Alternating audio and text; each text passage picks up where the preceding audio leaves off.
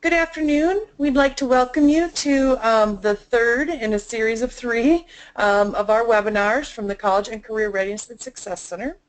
My name is Beth Bratway. I am a content expert here at the College and Career Readiness and Success Center at AIR, and we would like to welcome you to the Career Pathways Leveraging CTE to Enhance Learning for All Students. This is part 3 in a series of 3 webinars.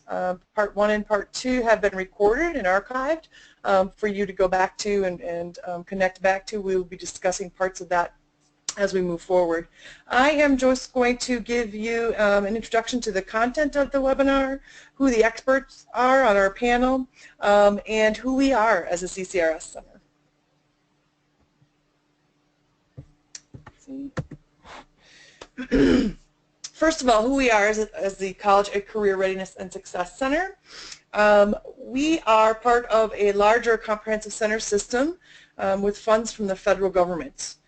We work with state departments of education to help build their capacity to implement college and career ready policies, which include standards, assessment, career tech education policies and pathways, all different areas in terms of college and career readiness policies.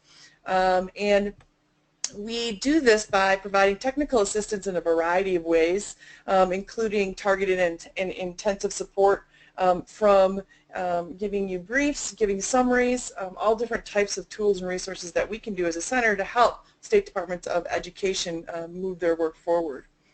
Why we're having this webinar series and why this fits into our work is because we believe and we have seen in working with state departments of education that career pathways and the work around career pathways can really help align the worlds between the academic learning and career readiness skills, and we think that career pathways can really be a central component to that work.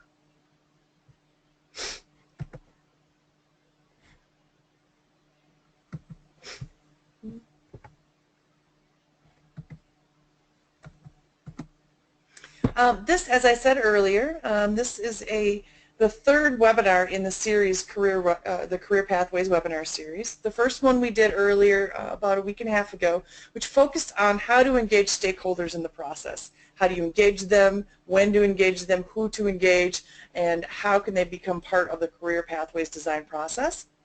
Then our second one was last week, and it was focusing on how do you understand your state context to inform your design. How do you get a better understanding and map your policies and practices that are currently happening and how that can inform moving your work forward and building a solid career pathway system. This last webinar in the series is really focusing on creating coherence. How do you create coherence with career pathways amongst all the different policies and practices that an SEA is engaging in? Where does it fit? How can it help complement other work? And how can it create a sense of coherence? And that's our focus for today's webinar. Our objectives are to discuss ways to build coherence between career pathways and other initiatives at the SEA level. How do you have conversations about that? How can you identify where there are clear connections between career pathway work and other areas of work? We're also going to listen in and learn how Tennessee has created coherence between their career pathways and the other initiatives. What are some real contextual issues that they have come across and how are they addressing that in terms of building coherence?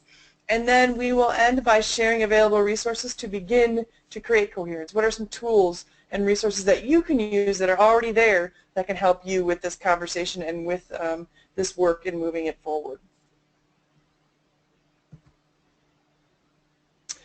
We'd also like to take a little bit of time to show you how to engage with us throughout the webinar. We will have 2 polls that will be asking you questions and getting your feedback as part of the webinar. But then also, please feel free to type in your questions. I will be monitoring those, and then I will be asking the presenters those at the end of their presentations. We will also have time at the end of all of the presentations after the resource section for you to ask questions of any of the presenters and of any of us in terms of moving this work forward. You have the opportunity, there are different ways that you can do that. and you can either raise your hand and we will give you the opportunity and open up your line to ask questions. Otherwise, please type in the question box and I will be looking at those and chiming in and asking those questions for you of the presenters, and we can hopefully answer your questions as we move forward. There will also be a post-event feedback survey that we'd like. It will come right after the webinar and it will come to your email box, and we would really appreciate if you could fill out the post-event survey. It'll help us in moving the work forward, as well as identifying other areas that we can help in terms of moving this work forward.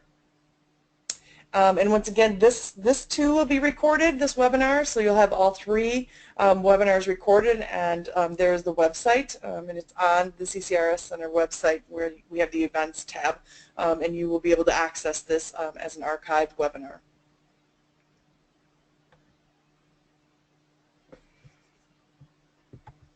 We have three presenters today.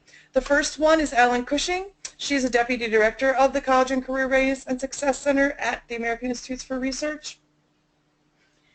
She has expertise in supporting states and districts in implementing policies and processes related to college and career readiness and CTE. She supports the conceptual design and implementation of our technical assistants here at the center. She really works closely with regional comprehensive centers and SEAs on topics related to career and technical education. And she has led the development and facilitation of training modules that connect state and local policies with emergency practices in the field. Then we have Heather Justice. She is the Executive Director for the Office of Career and Technical Education within the Tennessee Department of Education. During her tenure in the department since 2011, Heather has overseen projects within the division of CTE, including the development of programs of study, CTE course standards, licensing, communications, and professional development of CTE educators. And finally, we have Catherine Jock. She's a technical assistance lead for the College and Career Readiness and Success Center, and her work focuses on systems and supports for educator effectiveness and development of college and career readiness supports. She provides technical assistance to states and districts and develops resources for the center and the Center on Great Teachers and Leaders and the CCRS Center. And she leads a lot of our work around career and technical education at AIR.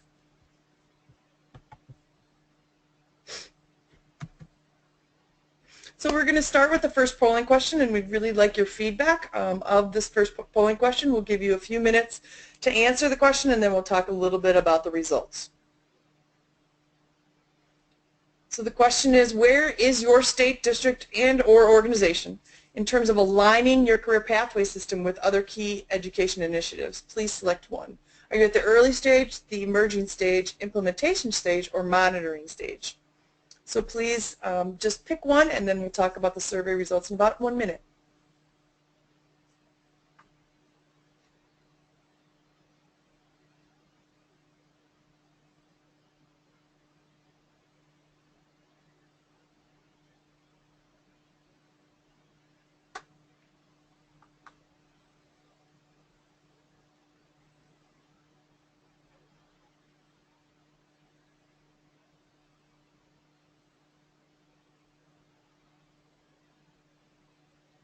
Okay, Zipporah, if you could please show us the results.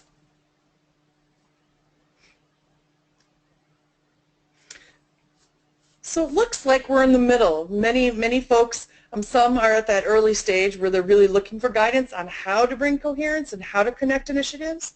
But more are really in those two middle stages about the emerging and implementation stage, where you're trying to figure out where the initiatives align and how do you begin clearly aligning and integrating initiatives to build some type of coherent system so they complement each other in the work. And there are a few which I'm impressed at monitoring integration, really looking at the data to determine if coherence is really happening amongst programs, with the pathways, and with other policies. So we're looking forward to sharing some ideas and thoughts between the center's work, between Tennessee's work, and some resources and tools in moving this work forward and helping to support your work. So once again, please feel free to ask questions in the question box while presenters are presenting their information, and I will monitor them and make sure that we're asking the presenters that. And then at the end, you'll have time for questions also.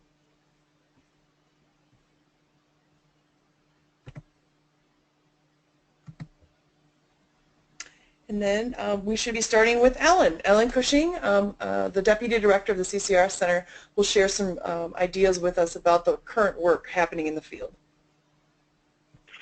Great, thank you, Beth, and hi, everyone. So we wanted today's webinar to focus on a topic that is really foundational in developing a career pathway system. And that's how to purposefully and strategically align the career pathway system with other education initiatives. So when we talk about creating coherence, it's really about looking across education initiatives and thinking about how you can use existing policies, programs, and practices as opportunities to integrate your career pathway system.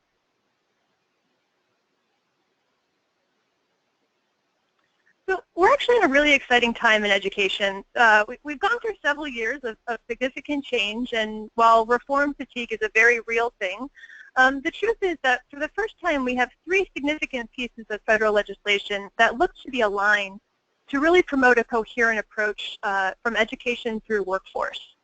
So the first, we have the Every Student Succeeds Act, which really highlights the academic, the non-academic, and the experiences that students need to be college and career ready. We also have the Carl Perkins Act, which in its current form is acting as a pipeline beyond high school graduation to really connect with industry needs, and promotes work-based learning as really something that's important for all students to engage in. And then finally, it identifies multiple measures for ways that students can demonstrate their competency. And then the third piece is the Workforce Innovation and Opportunity Act. And this is really focusing on programs that lead to post-secondary credentials. So when you're looking at these 3 pieces of legislation, they really offer significant opportunities to create a more coherent education system. And career pathways are one initiative that really extend across all 3 of these pieces of legislation. So thinking through the opportunities that exist of where you can leverage these pieces of legislation to promote your career pathways is really a great opportunity that we're in right now. So what can we expect when we align our policies and programs? So the first is to promote a coherent vision of college and career readiness. So over 30 states have already created a definition for what it means for a student to be college and career ready. And this is regardless of their participation in a CTE program or a more general K-12 program. And so when states adopt a clear vision for college and career readiness, all of the policies and programs can clearly be mapped to promoting that vision. And therefore, all stakeholders, including students, parents, and educators, can understand what it means to be college and career ready. So as I mentioned before, everyone is experiencing reform fatigue to some degree. But when states and districts can show and communicate how initiatives connect to the work that they're already doing in the classroom or at the local level, it can really help mitigate this sense of, oh, this work is just another thing that I have to do. Similarly, when stakeholders can see how policies and programs connect and capitalize on the work that they're doing, this can also help increase stakeholder support for the initiative. And then finally, when there's coherence amongst policies and programs, it can increase the likelihood for sustainability of the effort. So first, you have mutually reinforcing and interconnected policies that support and promote a common outcome. So pulling one policy or removing one leader from an effort won't be like a stack of cards that tumbles down when one piece is removed, but rather there's this set of mutually reinforcing activities that can help promote a program even if something significant changes within it. Also, the issues around funding can be somewhat alleviated because there's multiple funding opportunities across these 3 pieces of legislation to really think about how to financially support an initiative. There are also opportunities to leverage expertise across departments. So aligning or creating coherence across policies will require previously siloed departments such as career and tech ed, general K-12, special education, the Department of Labor, the Department of Workforce, Department of Health and Human Services. All of these agencies will need to be brought into conversations. And so it's an opportunity to really use the expertise which exists within these departments to promote research-based and effective practices. And then finally, broadening the pool of stakeholders who are involved in this work can really help broaden the number of stakeholders that are invested in continuing this program and making sure that it is successful. So how can states begin thinking about their own policy and program coherence? So the first lens is to really think about the vertical coherence, or the coherence throughout the student's education and workforce continuum. And this means like all the way from early childhood through high school, through post-secondary, and into the workforce. The second lens of coherence is the horizontal alignment, or the alignment of policies and programs that affect what is actually going on in the classroom, so the student's experience in a particular grade, so what's happening at the classroom level. So when you're thinking about the vertical coherence, it's important to think about how the academic expectations scaffold from one grade level to the next. So each of these dashes represents the grade level expectations that a student should achieve in order to move to the next grade. So as the student is progressing in their education career continuum, they are systematically acquiring the knowledge, the skills, and the experiences that are necessary for them to be college and career ready. So for example, think about how your state's workforce needs are reflected in your state's career pathways program. How are your post-secondary entry requirements and your workforce needs reflected in high school graduation requirements? And then how do high school graduation requirements scaffold throughout the years so that there are no gaps in either the content or the skills that are necessary for students to be workforce ready?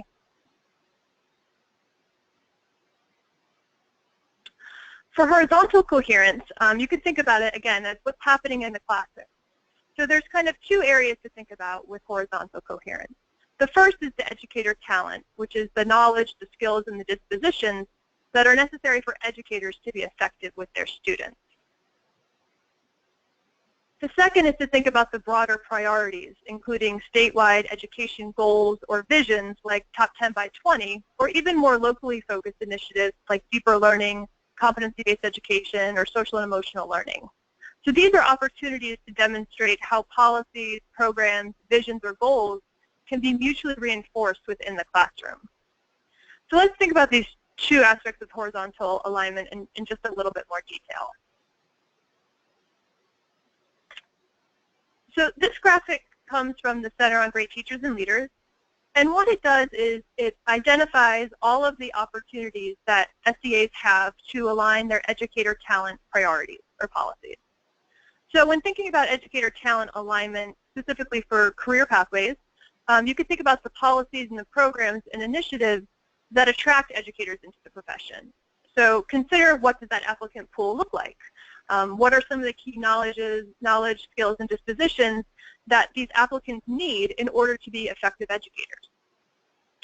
You can also think about the preparation programs that these educators enroll in.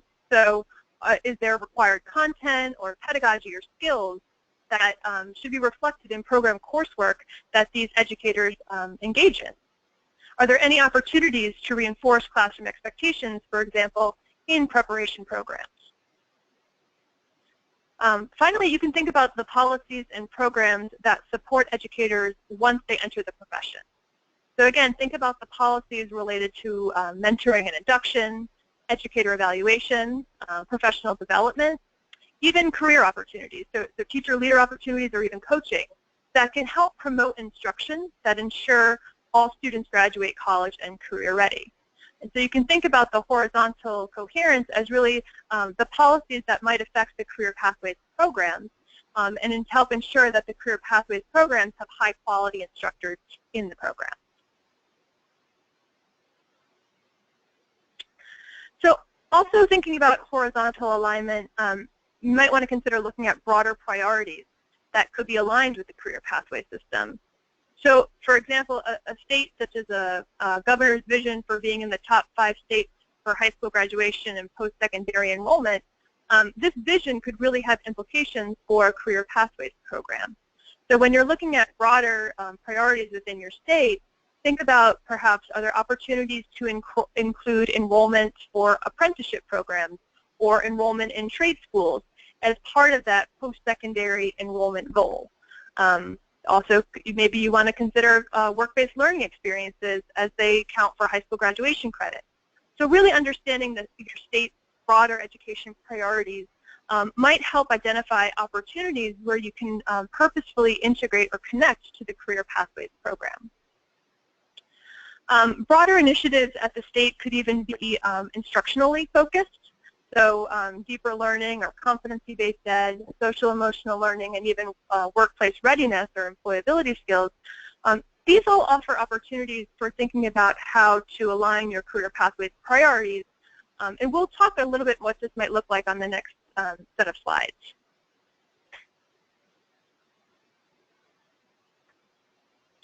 So you can think about career pathways programs as having kind of three components.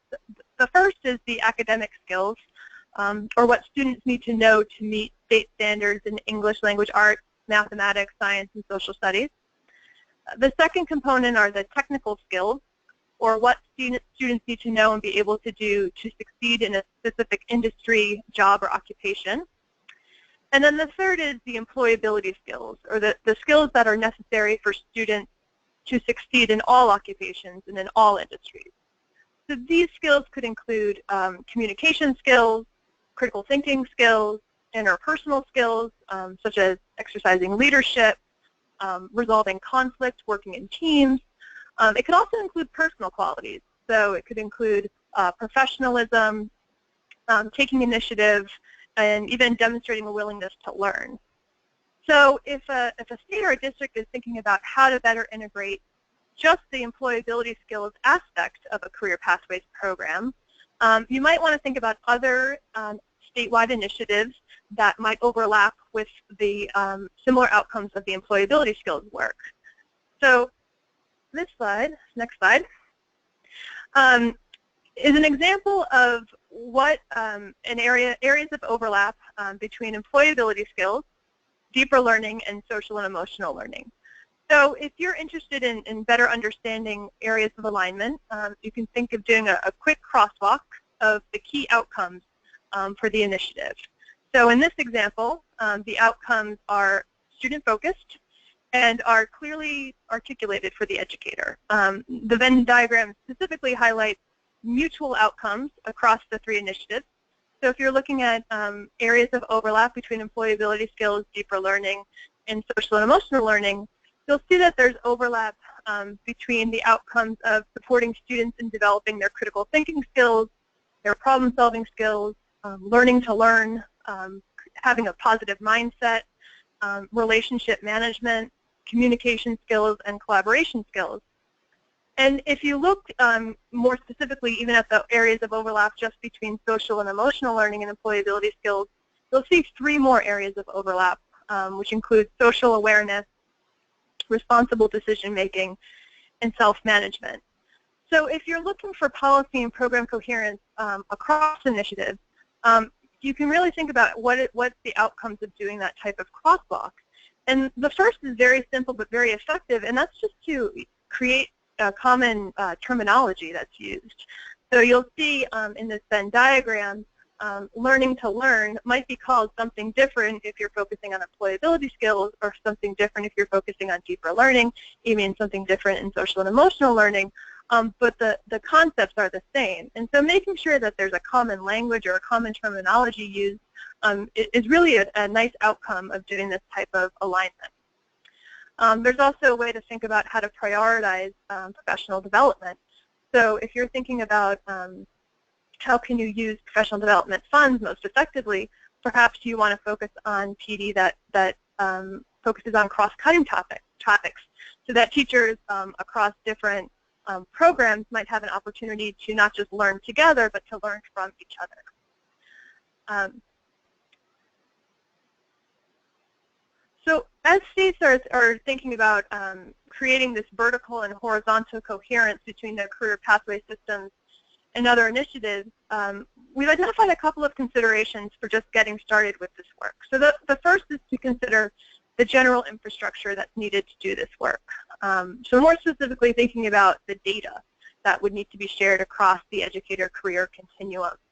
And this infrastructure conversation also includes not just the data systems that each of the agencies might own and operate independently of each other, but ways of thinking about how to share that data, so data sharing agreements that might be necessary, or even developing systems that are able to talk to each other. So this could include systems all the way from early childhood through post-secondary and even into the workforce. So thinking about the infrastructure that's needed to get that vertical coherence with your policies and programs. So as we talked about in our first webinar, stakeholder engagement is really critical throughout the career pathways development, implementation, and continuous improvement process. And so states can begin by connecting with other agencies within their department and start sharing information about key initiatives that are underway. So these conversations can help begin to connect the career pathways work with broader initiatives that are going on in the state. Similarly, when developing and defining your career pathways program, it's important to think about the vision which the program is trying to accomplish. So what is that broader vision that this career pathways program is part of? What does the student look like when they are college and career ready? And how does this specific career pathways program promote that knowledge, those skills, and the experiences that are needed to be college and career ready? And then finally, the last consideration is really acknowledging that creating legitimate coherence across historically siloed and incredibly complex initiatives will take time. I mentioned it a couple of times already, but states have been undergoing significant shifts in how they operate over the last several years. And establishing some realistic expectations for when coherence will be achieved and what it looks like will be really important for creating the political will to do this work. So it's important to establish benchmarks and to measure progress and hold folks accountable for this work. But we just wanted to note that we wanted to ensure that an artificial timeline does not unintentionally derail the effort of really creating coherence across these policies. So now I'd like to turn it over to Heather from the Tennessee Department of Ed to talk a little bit more about what her state has done to promote both vertical and horizontal alignment of their career pathways work. Great, thanks, Ellen. Well, I'm going to talk just to kind of, again, briefly introduce myself. We did before. I'm the Executive Director for the Office of Career and Technical Education in the Tennessee Department of Ed. And I'm going to talk a little bit about our strategies for how we scale career pathways and what that is looking like from a macro perspective, and then happy to kind of address from a more micro perspective later on. And so really, this work started with a call to action. And the call to action was we have focus industries that are based on current hot jobs across the state. You can see these on the screen. These are also focus areas for the governor and the Department of Economic and Community Development as they go out to recruit companies to come into our state. And so what we really wanted to do was look specifically at how we look at these job requirements and what we know as a state we're going to need to build in order to get individuals qualified to work in these sectors. And so here on this next slide, what we really wanted to do is when you're looking at a call to action, we had $9.3 billion in additional income annually is added to Tennessee's workforce.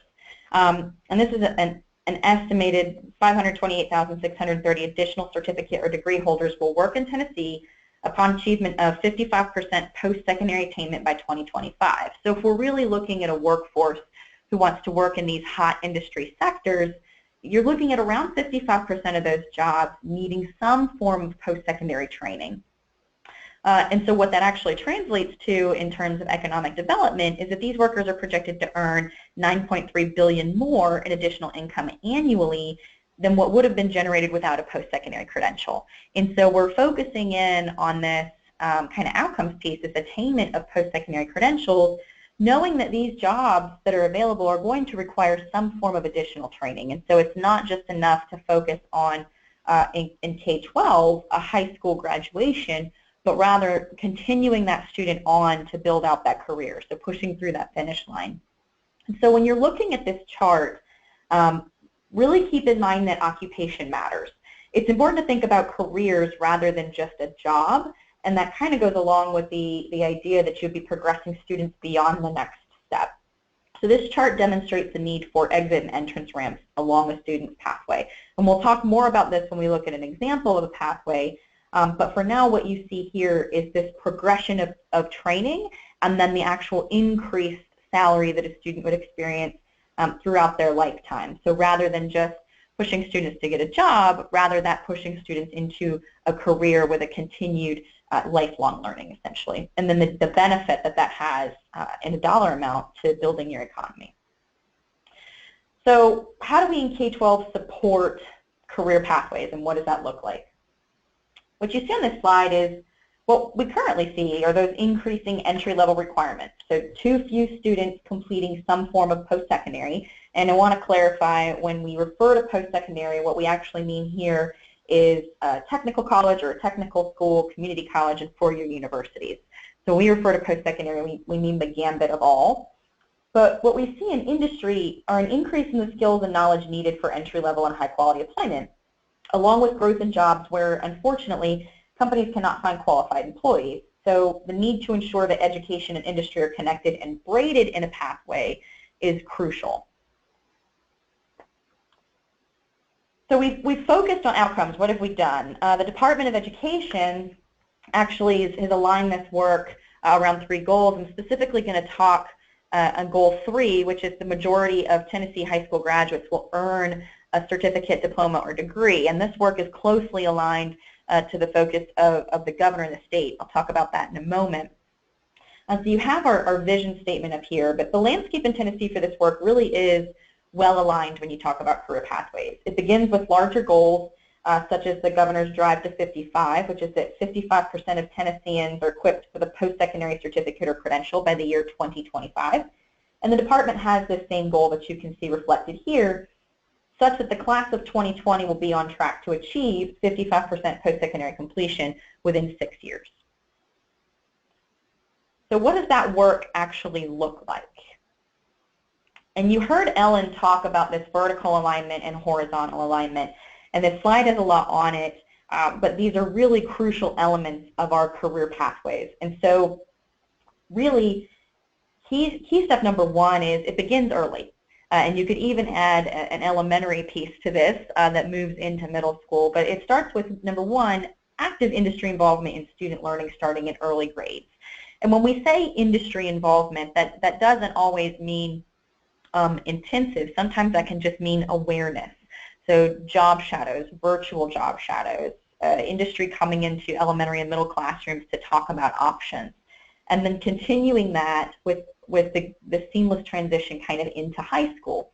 And so number 2 is strong integration of student supports, intervention and counseling, working with students. Do they actually understand what their options are within those career pathways, and then what that translates to in terms of scheduling, course taking, and then connecting that to what happens after. So once they're into high school, it's that selected program of study with relevant capstone experiences. And that's important because if we're looking at that high school experience, as you see here on the screen, number 3, banking post-secondary course credits and or industry certifications in high school. This is key. So you want students to be demonstrating some form of success early on in high school, such that they're leading into that number 4 on the slide, which is seamless transition from secondary to post-secondary. If a student is introduced to career awareness early on, has that career exploration in the middle or early high school time, and then is actually focused in on that path, and you're providing them with capstone experiences, that student is progressing through courses like a mechatronics program of study, where the student is constantly progressing through a sequence of knowledge and skills and prepared to sit for an industry certification at the end. That industry certification would serve as the student's capstone experience, which would then seamlessly transition them into either a technical college, a community college, or a 4-year degree.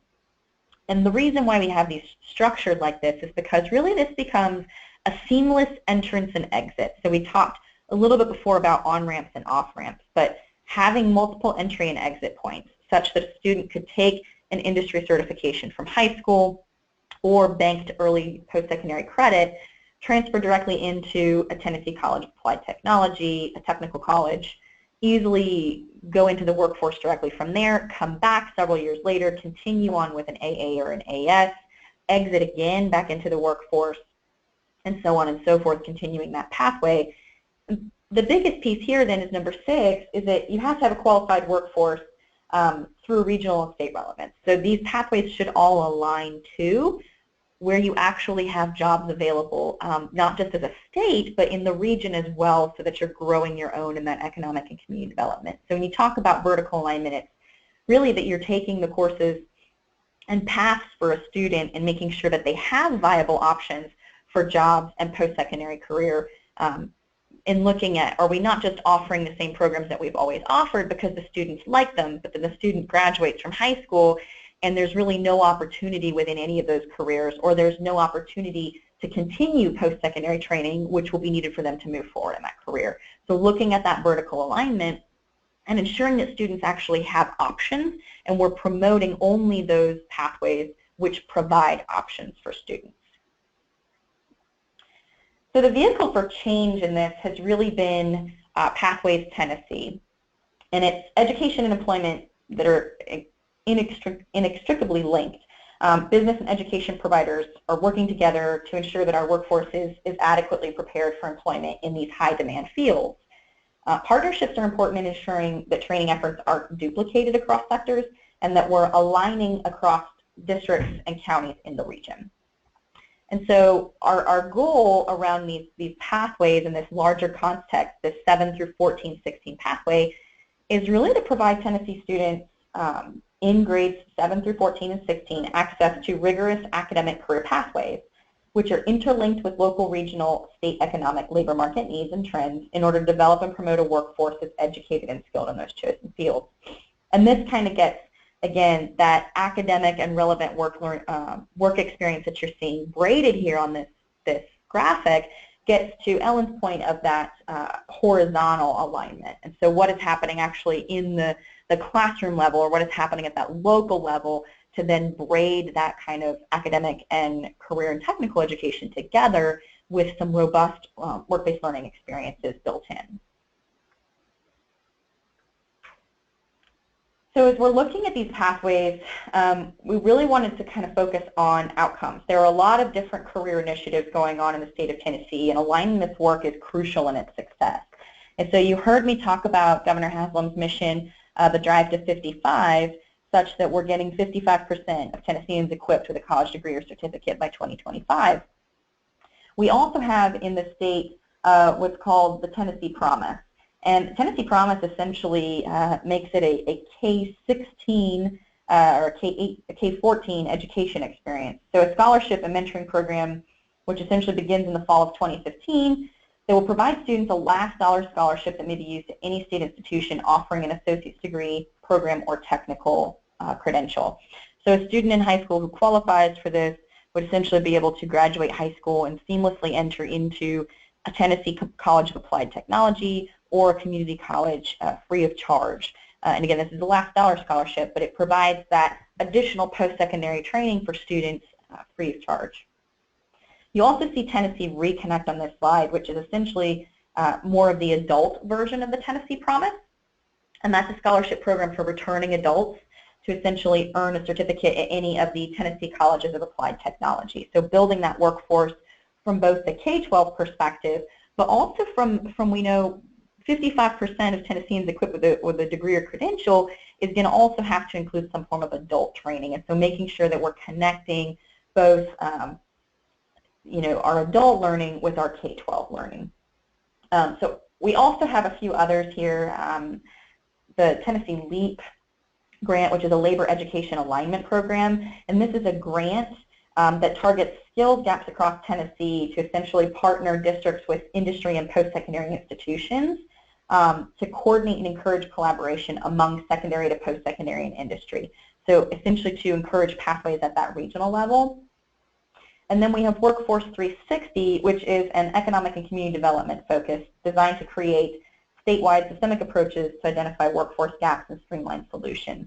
So that's where we're grassroots going in and utilizing Department of Labor, Department of Economic and Community Development, higher education, K-12 education, to really diagnose where we have workforce gaps and make sure that we're filling those gaps.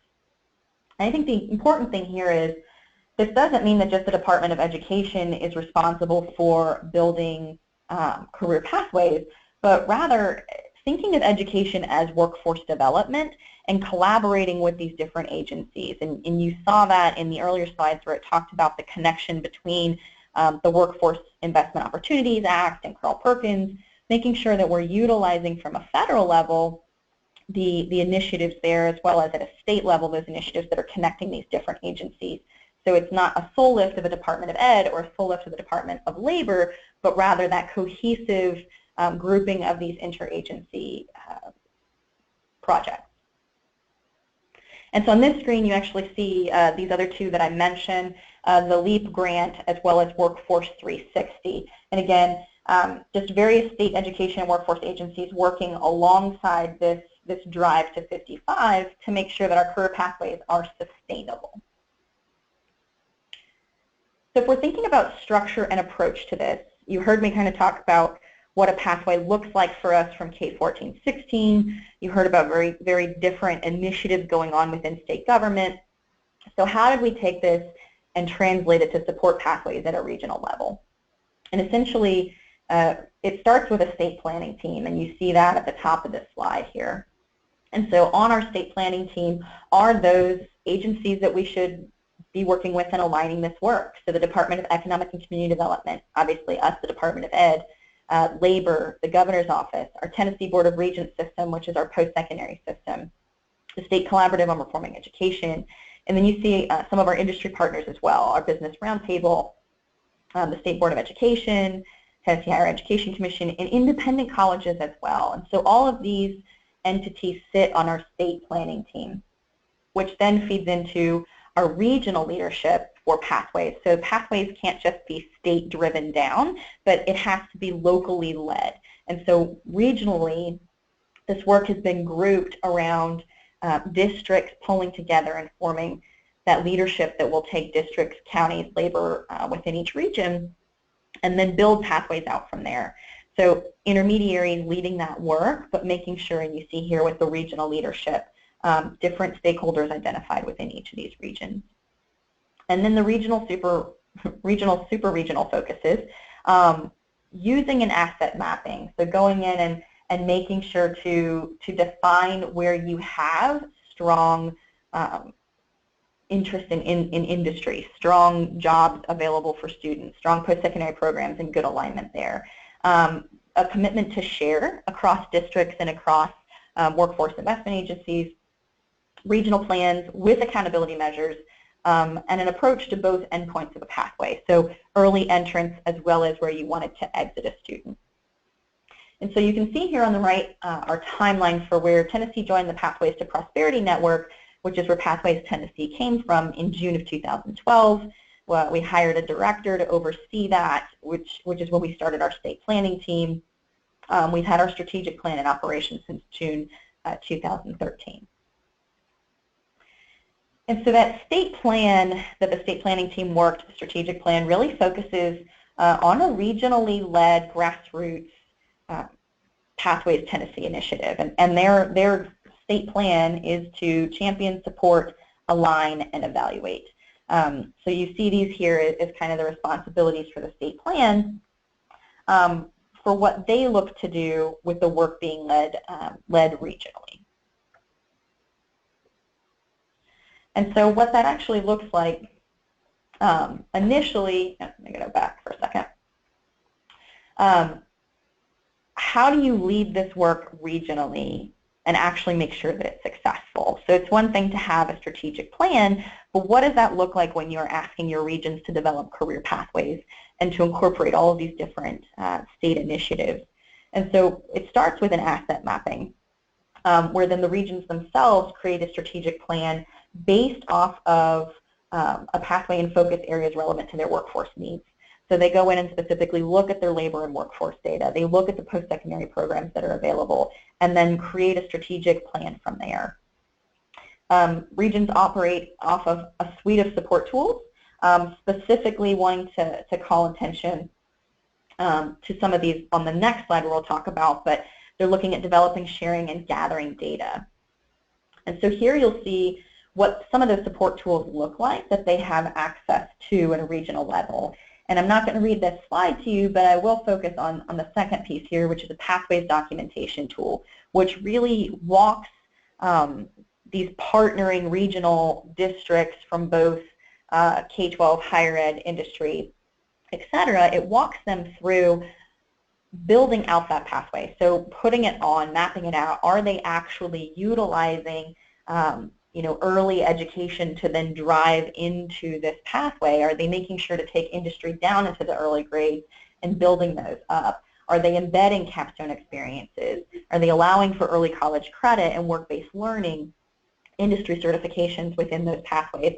And then as they've selected these courses and course sequences, do they actually identify and lead directly into industry needs in the region and the state, as well as post-secondary options for those students to continue training to, again, build out those seamless entrance and exit points?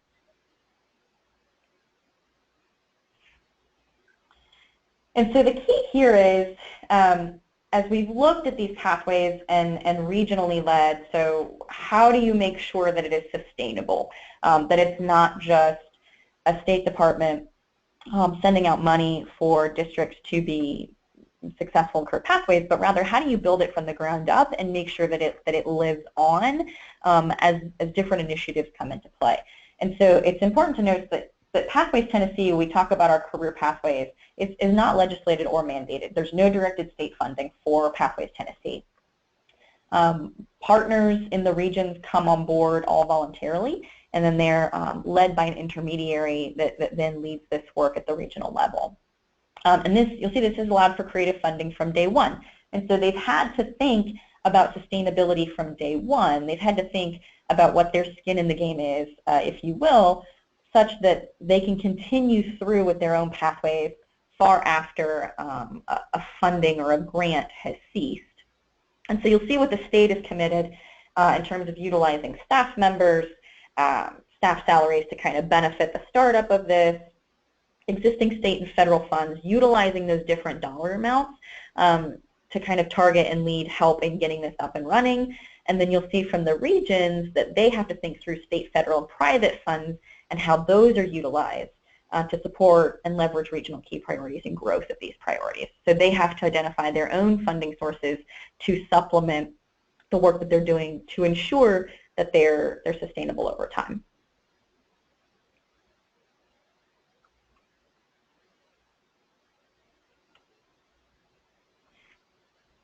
And so I'm not seeing kind of a last slide which we had, which is to really talk through our regions. There it is. You'll see here in the blue are our regions who are current partner counties. So as we talked about regional pathways and this work being led at a regional level, these blue counties are essentially partnerships. And they're regions who've come together to commit the work around building these career pathways. The green counties are potential pathways which are coming online or expanding into our regional pathways in this upcoming 2016-2017 school year. And so what you see in the map is kind of, again, this partnership of districts coming together and truly thinking about how to begin this work and implement this work. And in many cases, they're already in implementation and are in the monitoring stage for these pathways. So that's kind of a macro view of where we're at. I've left my contact information on the screen, but I'm going to turn it back to the ladies to finish out. Thanks so much, Heather. That was great information. One question I do have from the question box. There are just two questions, and either you or Ellen can address it. The first question I think I already answered, Ellen. They were just asking about the top 10 by 20. I told them that was Missouri's goal. But the one other question that is either for Heather or Ellen, can these initiatives apply? Paul is asking if these initiatives can apply to our non-diploma students who have employment as a goal. Some explanation is that he said he's getting pushback from CTE in permitting students with significant disabilities in kind of engaging in some of the CTE pathways and programs. So can these initiatives address students that are like in the non-diploma level and really employment ready, as well as special ed students?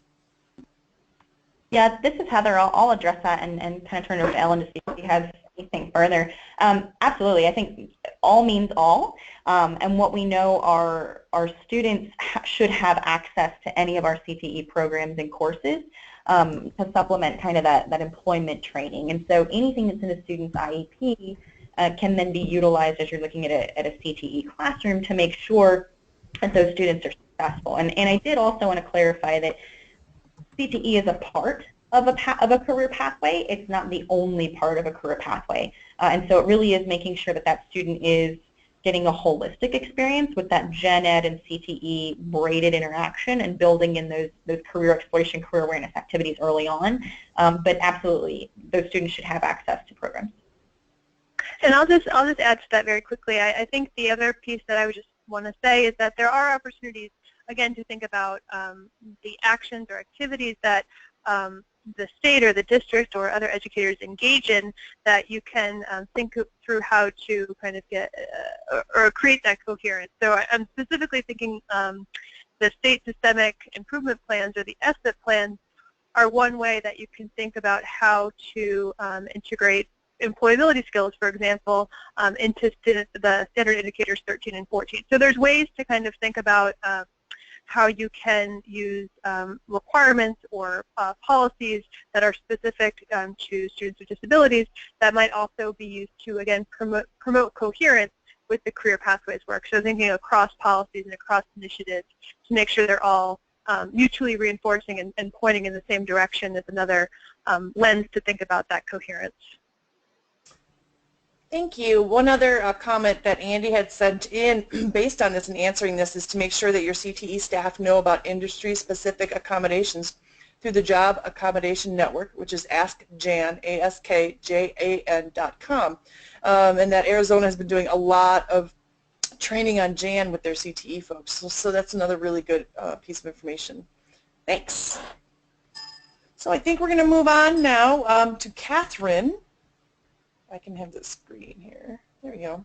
We're going to move on to Catherine, and Catherine's going to share some some resources that may help you think about this work and create a coherent system. Thank you, Beth. So I'm going to quickly share quite a number of resources today, but I do want to note that we have links to many of these on our website. So we're going to talk through some of the resources that we have inside our Career Pathways modules. If you've seen our previous webinars, we've talked about these, and there's a link at the bottom of this slide, so we encourage you to check those out. Here are some screenshots of what those resources look like. They're very clear and easy to navigate. So today we're going to talk about some of the resources that are part of Chapter 3 and Chapter 4 on designing a career pathway system and on focusing on implementation and continuous improvement. So Chapter 3 really focuses on the actual design of the career pathway system. So there's a lot of opportunities to look at alignment here. There's a lot of stuff in this chapter. We encourage you to check it out in whole. There are two resources we want to highlight in specific. On the left, you can see the knowledge, skills, dispositions, and competencies note-taking template. This is a great place to note where there are different knowledges and skills and competencies that are reflected across various education experiences or initiatives. So in other words, how are students prepared for this pathway that you're designing prior to high school? How are they prepared to, to be successful in this pathway through other high school courses? How do other initiatives such as CEL or project-based learning or STEM or competency-based education relate to the requirements of that pathway? The other resource that we want to share on the right is the Career Pathways System Framework. This is another great place to look at not only what are the courses that you're going to build into the career pathway, but also what are the work-based learning opportunities, what are the post-secondary options, and how do those align with other priorities or initiatives happening in your state or district. In Chapter 4, we really focus on how to plan for implementation and progress monitoring. So how do you know if your Careers Pathways program is successful, and how will you be able to make adjustments as needed? Again, lots of resources in this chapter. Two that we want to highlight on this slide. First one is the risk breakdown document. You might note places here where pathways may not already be aligned or integrated with other policies or systems. So for instance, here our example is noting that it's important to have career pathways data included in the state and longitudinal data system. So there's one way to start to think about it. Handout 4 looks at stakeholder roles. So you might identify stakeholders at this point that need to become more aware or bought into the career pathways work to make sure that, as Ellen and Heather talked about previously, that as new initiatives roll down the pike, career pathways are connected to that, and that they don't get pushed off to the side. The final resource we want to share from Chapter 4 is this on planning, on defining quality metrics. So this is a great way to look at alignment as well as looking at where there are similar goals. So maybe there are school improvement goals, a district Vision 2020 goal, as Ellen mentioned before, goals from the governor's office where the same metrics that are used in the career pathway system are used as the definitions of these larger initiatives. So some additional resources you might find helpful. Ellen mentioned earlier the GTL Center's Talent Development Framework. It's a really helpful resource in a lot of ways. I think it also can provide a great step-by-step process that you can use to look at policies around educators, but also to looking at broader policy coherence in general. The Links Career Pathways Exchange has a ton of really great resources. We want to highlight just a couple of them. If you haven't already seen it, the U.S. Department of Labor has put out a few different resources as this package on the Career Pathways Toolkit. It provides a lot of great guidance and suggestions on all the elements that should be included in a career pathway system. If you're interested in supports for special populations of students, like English language learners or students with disabilities, we have some more resources for that. Oh, actually, I'm sorry, that's on the next slide. Here we have some resources that can show how a state can provide guidance on career exploration, integrating resources around career pathways across grade levels. This second resource is on how to use data, guidance counselors, and high school graduation requirements to create better alignment of career pathways at the secondary level. Here are our resources on English language learners and students with disabilities, how you can make career pathways work for all groups. These resources really focus on strategies that have proven to be successful. So instead of trying to reinvent the wheel, learning from places that have already done this work and found successful strategies and successful funding streams. And then finally, we want to share this CLASP resource. I think this is a really helpful resource because it provides information on how to align local career pathway systems, ones that are already maybe in place, with state career pathways efforts. And then finally, this is a forthcoming brief, but Advanced CTE every year puts out a State of CTE report. This year, their report is going to focus on increasing access to experts in the classroom, especially in career and tech ed, and so it's going to have a lot of great information on how to use innovative hiring and work-based learning, and a lot of this is going to focus on career pathways. So look out for that later in 2016. And those are all of my resources. I'll move it back to you, Beth. Thank you. And we have 1 minute left, but I do have a question that Sina asked about what did you do specifically to help show multiple career pathways? She's working on building systems to build multiple pathways and looking for some ideas on how you did that. Sure, this is Heather. So essentially, we approach this work a little differently. We approached it in terms of in career and technical education and looking at the programs of study, the sequences of courses that we're promoting, and then passing along those to our districts. Our districts absolutely have the decision to choose which programs of study they want to offer, but any of the programs of study we offer at the state, we actually yearly do a program of study justification where every program of study we offer has to be aligned to state and national industry and labor data. and also has to be aligned to post-secondary opportunities as well. So if it doesn't, then we have, over the last 3 years, retired those programs and ceased to offer those to districts. So districts still have the opportunity to select special program studies, so to submit for where they have maybe a very specific regional need, and we review those and approve those. But in terms of what we promote, the only thing we promote are our programs and pathways where it does specifically align to industry and post-secondary data. And what we've done is we've done that within every single career cluster and every single program of study within that. So we also produce those kind of graphics that I showed you on the slide that has that big graphic of middle to high school to industry. What we have there is those graphics are completed for every single one of our programs of study. So it shows you how, if I'm going to go into therapeutic nursing services, it starts out early on in middle school, and then what those courses would look like in high school, what that next step would be, whether they're taking that certified nursing assistant certification and going on into the workforce, or whether they go to enter a Tennessee College of Applied Technology, and what those programs would be at any of the post-secondary levels, and then what that industry earning would be in that related area, depending on where they enter and exit that system. So that's helped a lot, I think, those graphics to help districts where they can just kind of plug and play for those with marketing materials, but also to demonstrate for them what we mean when we say an aligned pathway. Great. Thank you. I know there's a lot of information, and once again, it's recorded. You'll be able to access it. It'll be archived, as well as you'll be able to get all those links that were in the PowerPoint and access them and be able to look through a lot of those resources that were shared.